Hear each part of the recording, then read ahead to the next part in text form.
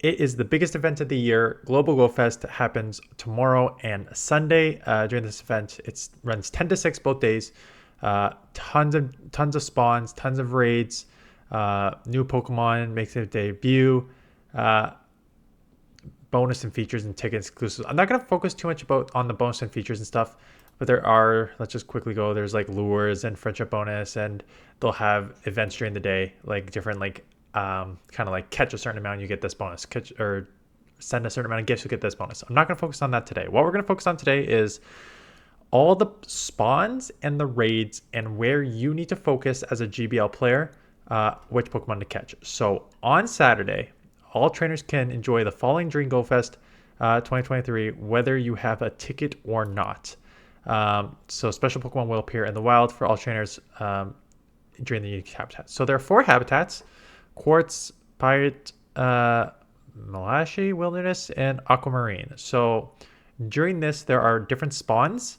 And then I believe the raids are the same. We'll go over the raids in a second, and then we'll go over the ticketed features because there's special spawns for that for ticketed Pokemon. So here we have how should I say how it works? Because there's four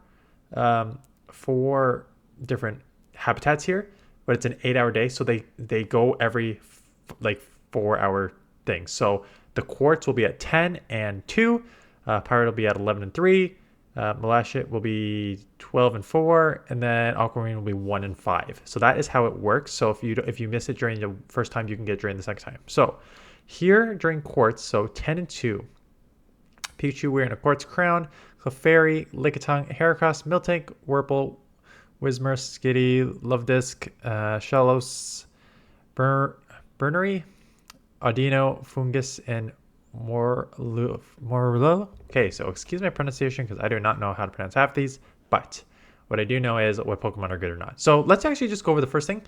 I will be catching all of these bottom 3, Audino, Fungus, and Morel, because 2100 dust, 500 dust, 500 dust. You need a ton of dust to build up Pokemon in GBL. I will 100% catch every single one of these.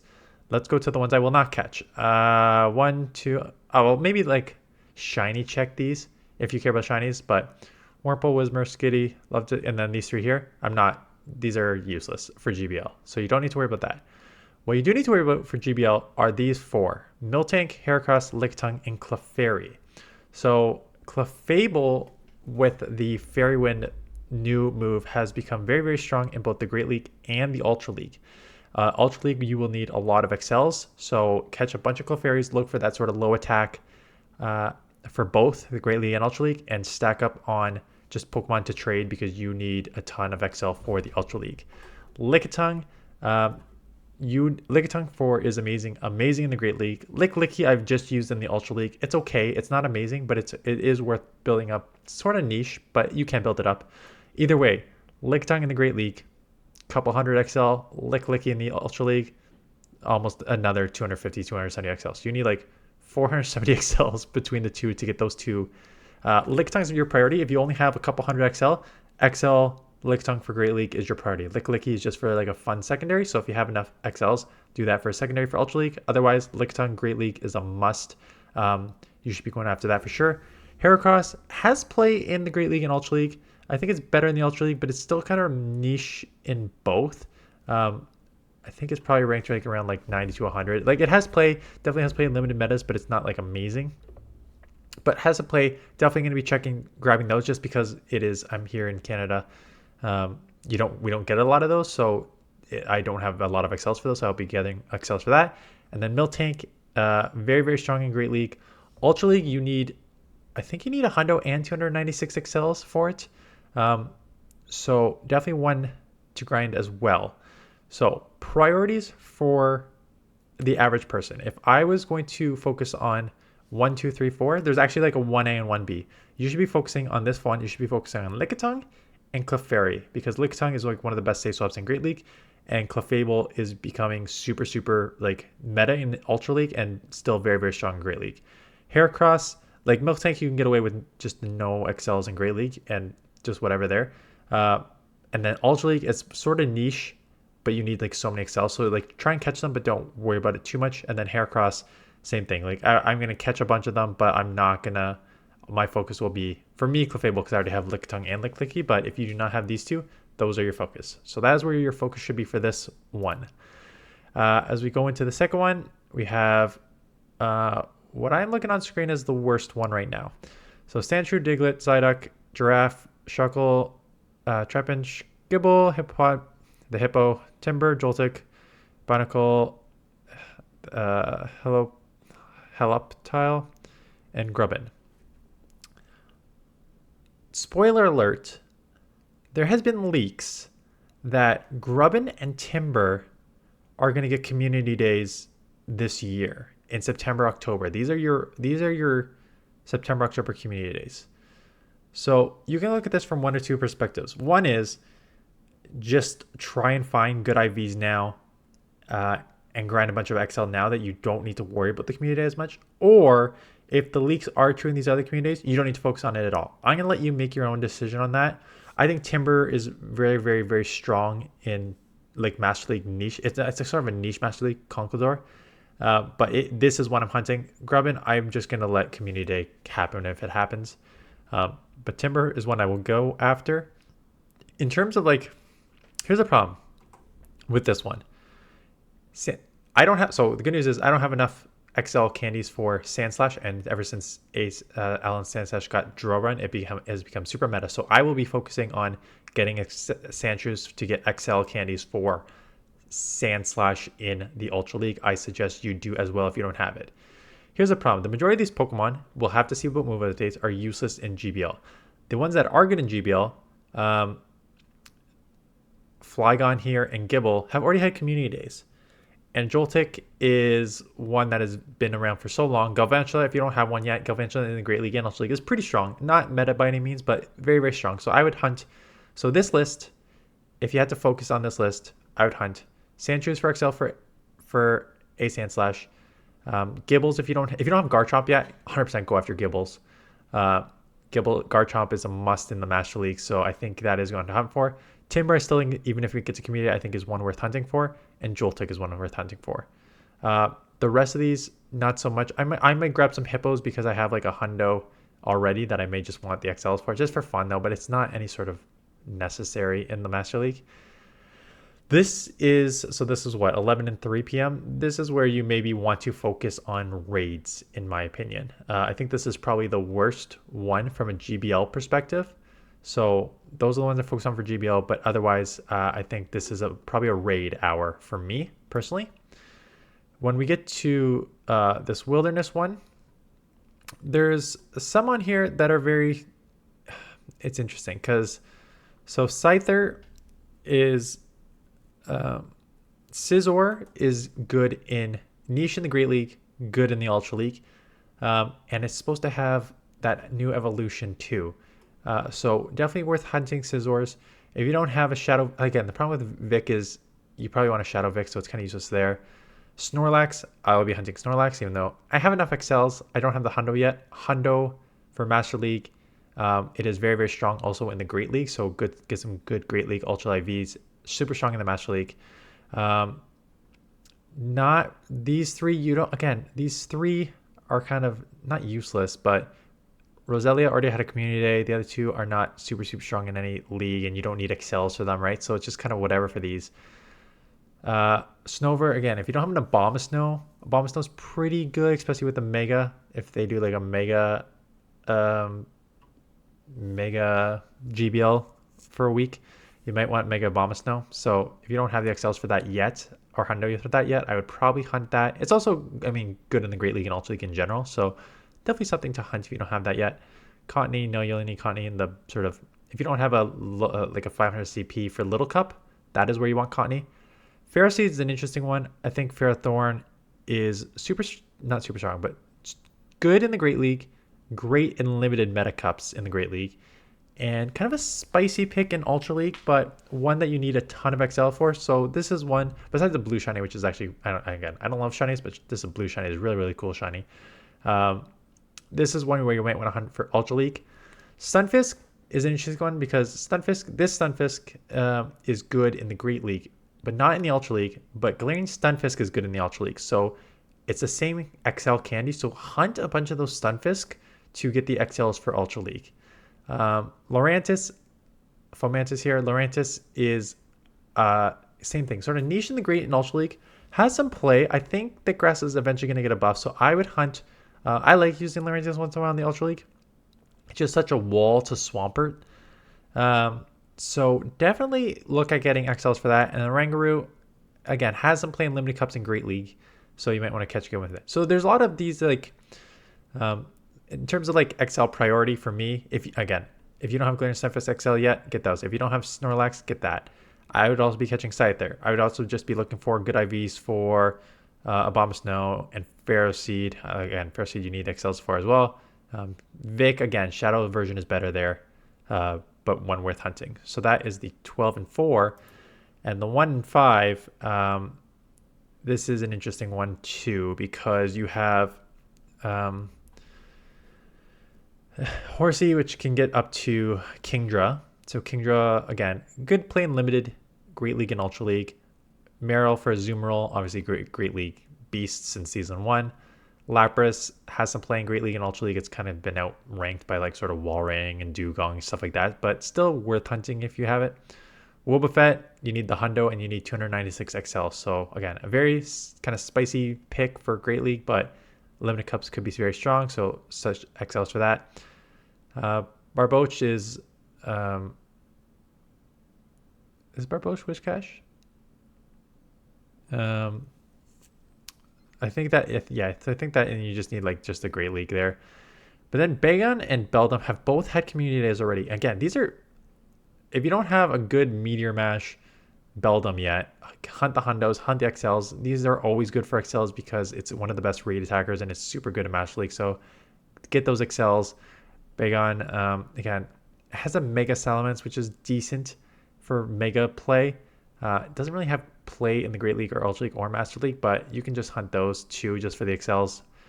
And then Goomy here is one where we know Goomy, again, Goomy here, shiny release here. It is following the same dragon as the last 3 years with Gible, Dino this past year, and now Goomy. So Goomy will be the community day, and Axew.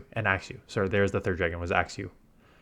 Goomy will be the dragon community day next June. That is how it's worked for the last 3 years now with Gible, Gible, Dino, Axew. They have their shiny released during GoFest in August, and then the following June is their community day, and that is going to be the exact same here. So if you want to just get ahead and hunt shinies and XLs and stuff here, you can, knowing that it will be coming later. So I think so that's it. So again, what I would be focusing on, again, if you don't have Beldum, get that. I'm going to get XL Bagons. I'm going to get, again, I already have a Hundo Wobbuffet XL'd already, so you can get that. If you don't have a Azumarill yet, get that. Goomy, I'm just going to catch everything just to get ahead for future there. A Marine, if you don't have a good one, again, Great League. It's a good bulky Great League Pokemon. So those are and then, there's a time confirmation right there. So the spawns themselves are okay. They're decent. Definitely have some play for that. In terms of raids, again, Goomy's in the 1-star raid. If it's global and it's gonna have a community day, I wouldn't waste your time. To Carbink. This is where I think I'm gonna spend a lot of money. Theoretically, my free coins money, because Carbink is, you need a ton of XL and you need it for the Great League. It's now number 1 ranked in Great League. So 2-star Carbink, I think you're going to see a lot of people do raids for this, and definitely one that you need for Great League. So if you want to spend raids here, you can. I don't know if it's worth it. I think you can. It may be worth it because it may be super strong in the Great League. But depends how many raid passes you have, because I would focus on the megas and the primals and the thing. So 3-star Snorlax wearing a hat, but the primals, Primal Kyogre, Primal Groudon, some of the best raid attackers, some of the best just Kyogre and Groudon in general, great in Master League. The megas or primals are just like broken. Like they allowed primals into a mega, and it was just like these two are so broken. So like, you need the Mega Energy, you need the Primal Energy, you need the XL to get to 296, you need the Hundo. So like, This is where I expect a lot of people to spend time. This is where I'm going to spend time. On Sunday, you get Mega Rayquaza, so I expect a ton of people to be raiding Mega Rayquaza to get that on Sunday. So that will be there. That is, you get a you have to find meteorites during the, I think it's during the day, and you get Dragon Ascent, which is the new move. And so you need Mega, only Rayquaza that no Dragon Ascent will be able to Mega Evolve. So you need to do, I think it's a time research to get the meteorite, to get Dragon Ascent on the thing, to then be able to Mega Evolve it. So a lot of steps here just to be able to Mega Evolve. All Pokemon, so wild encounters, all Pokemon that appeared in the wild during the first day of the event will also appear during the event's hours on the second day. There are no rotating habitats hours on the second day, so these Pokemon will appear at any time. And that's basically what happened last time too, is that, so if you want to really like focus on the Pokemon, you do it on the Saturday, because all these Pokemon will be available on Sunday, but it's random when they show up. They can show up anytime during the day. What I found last time GoFest happened and this happened was you didn't get the good ones as much as you wanted to on Sunday. It was a lot of just like all those other ones that I sort of glossed over, being like, yeah, they're there, who cares? You get a lot of those on Sunday. That is what I found in the past. I don't know if that's going to be the exact same, but just keep that in mind. If you're hunting specific Pokemon, Saturday is the day to hunt and Sunday is the day to raid, in my opinion. Again, Gumi, nope, I should not click on that. So Gumi, Carving, the same there. Snorlax wearing cowboy hat, Mega Rayquaza, and then the Primals. Again, for me, again, if you care about shinies, sure, get your Snorlax with the hat. If you care about these Pikachu wearing the different crowns with hats, I think people are ready for that. For me, 2 and the Megas and the Primals are where I'm going to raid. Bonus and features, again, lure. There's field research for each of these if you have the ticket. They just announced no remote raid.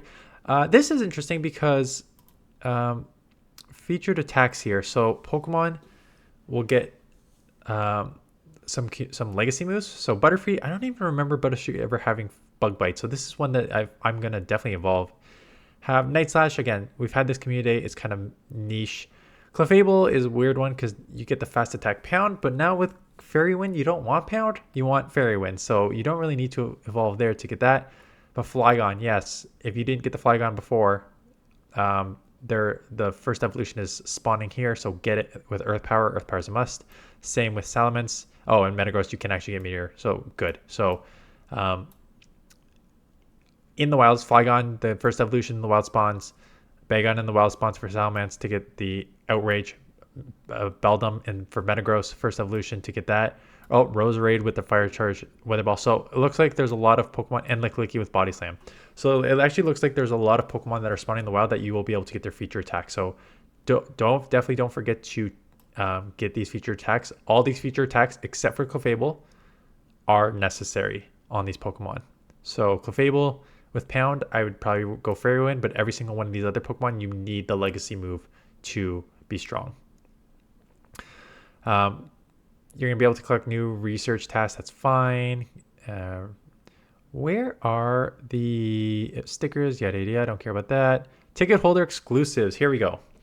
So we just went over everything that's free. Here is the bonus stuff for ticket holders.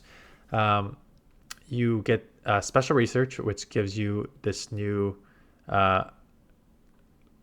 mythical Pokemon. I don't think it's like amazing by any means. Like it's not something that you're missing out on. Most of these mythical Pokemon have not been amazing. Like they have some play in some Great League limited cups, but for the most part, they're not amazing. So I don't think you're missing anything, and you'll always have an opportunity to get them at a later date. So I wouldn't worry about missing out on this. And it's Mega also makes it a BU. Okay. So here is where the ticket comes into play, and this is where it gets very interesting. So let me just go over these first, because it's Hussein Growlithe, which is sort of just like whatever there. Pawniard, which again, there have been I've already had hundreds of Pawniards from the, I guess, good IV ones is what you're looking for, but you can hatch them and get them so many places before. These are the two, Carnivine which you cannot really get in Canada, at least where I am. You can't get here. And then Pachirisu, which I do not have my decks right now. And Pachirisu, you need like a 296 XLs and a hundo. So that is one I will be trying to get for Incense Encounter. But again, you're going to get like you'll be lucky. I'll be lucky to get like 10 in the 2 hours on the Incense, right? So it's not something you're like grinding for. It's more just like a dex entry. But here's what actually happens here. So you have increased chance of shinies, up to 6 special trades per day.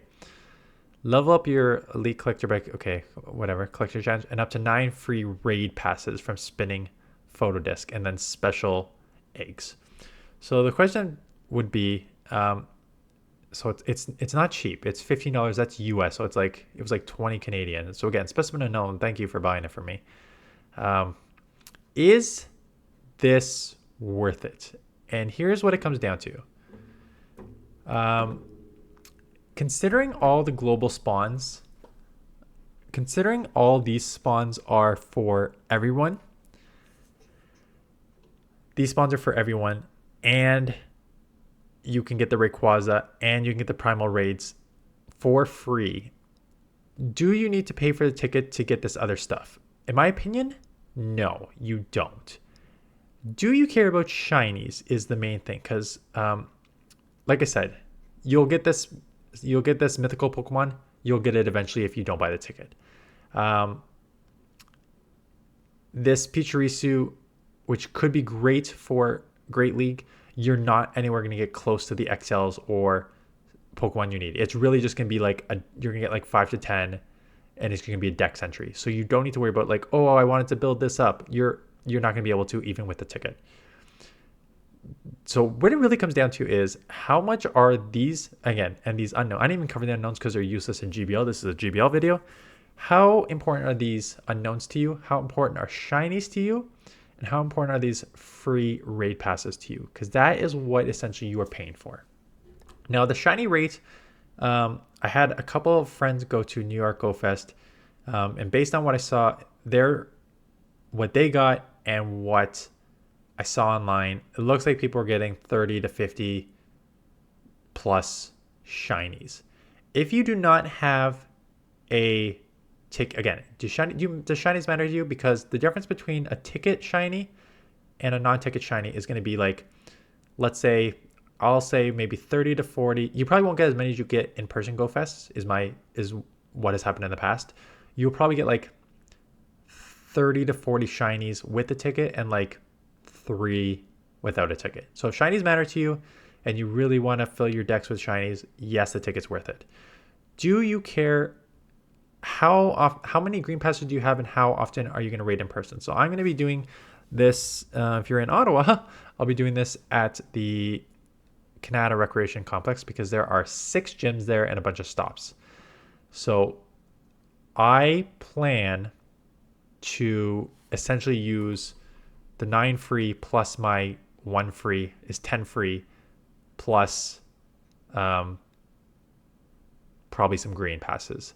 Basically, my plan for this event is to focus on the few. Again, I'm not a shiny hunter, so I have a little more leeway in what I want to do here. But my goal is to grind the first hour because I want Clefairies, I want Heracross, I'm going to go after some Miltanks, and I'm going to go after Just here. During the second one, I'm going to get some Sandshrews because I need XLs for that.